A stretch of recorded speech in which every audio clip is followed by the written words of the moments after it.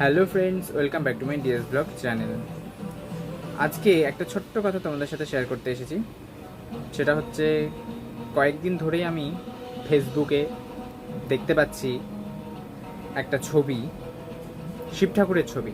সাধারণত শিব ঠাকুরের ছবি তোমরা সকলেই দেখেছো। এই ছবিটা একটু অন্যরকম। আমি এর আগেও দেখেছিলাম, বাট কদিন ধরে একটু বেশি দেখতে পাচ্ছি, তাই এই ভিডিওটা করছি। গাঁজা, একটা গাঁজার হুঁকো নিয়ে শিব ঠাকুর এভাবে টানছে। তো এরকম ছবি আমি দেখেছি। আর একটা ছবি দেখলাম, যেটা হচ্ছে একটা মানুষ শিবের পোশাক পরেছে, মাথায় জটা, গলায় রুদ্রাক্ষ, ঠিক আছে, পাশে ত্রিশূল টিস্যুল রেখে দিয়েছে, দিয়ে এভাবে বসে ঠ্যাঙের উপর ঠ্যাং তুলে হাতে হুকাটা নিয়ে পুরো টানছে, জাস্ট ধোয়া বেরোচ্ছে। তো কি প্রমাণ করতে চাইছে তারা? না, এরকম ছবি আপলোড করে কি প্রমাণ করতে চাইছে? যে শিব ঠাকুর নেশাখোর, মানে ফুল মাতাল, ফুল গাঁজাখোর। তাদেরকে আমি তাদের উদ্দেশ্যে একটা কথা বলতে চাই যে, আরে ভাই, তোমরা গাঁজা খাও বলে শিব ঠাকুরকেও গাঁজাখোর বানিয়ে দিচ্ছ।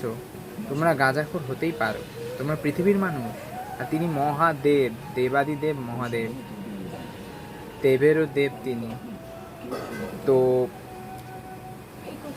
এমনি এমনি তিনি দেবাদিদেব হননি, তিনি হলাহল বিষ পান করেছিলেন, করে এই গোটা পৃথিবীকে বাঁচিয়েছিলেন। নইলে আজকে আমরা মানুষরা, মানুষের চিহ্নটুকুও থাকতো না, ওই বিষের জ্বালায় আমরা শেষ হয়ে যেতাম। আজকে যা কিছু আমরা যেভাবে আছি, বেঁচে আছি, সেটুকু মহাদেবের দয়াতেই আছে, ঠিক আছে? তাই একটু অন্তত ভয় করো মহাদেবকে, একটু অন্তত সম্মান করো তাকে, তাকে বোঝার চেষ্টা করো। তিনি মহাদেব, তিনি বিষ পান করেছিলেন, তিনি গাঁজাখোর নন, মাতাল নন, তিনি গাঁজা কোনোদিনও খাননি, তিনি মদ পর্যন্ত ছুঁয়ে দেখেননি। আমাদের সনাতন ধর্মে, আমাদের শিব পুরাণে কোথাও লেখা নেই যে তিনি মদ্যপান, গাঁজা পান এসব করতেন।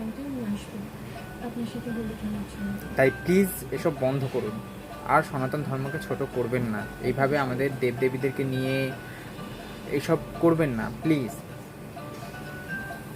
একটাই রিকোয়েস্ট, এরকম আপনাদের শিব সাজার ইচ্ছা, ঠিক আছে, সাজুন, আপনারা শিব ঠাকুর সেজে ছবি আপলোড করুন, যা খুশি করুন, কিন্তু তাই বলে এইসব নোংরামি করবেন না, ঠিক আছে?